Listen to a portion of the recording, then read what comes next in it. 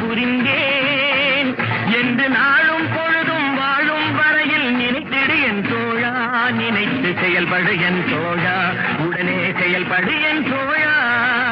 நான் ஏன் பிறந்தேன், நாட்டுக்கு நலம் என்ன புரிந்தேன் என்று நாளும் பொழுதும் வாழும் வரையில் நினைத்திடு என் தோழா, நினைத்து செயல்படு என் தோழா, உடனே செயல்படு என் தோழா.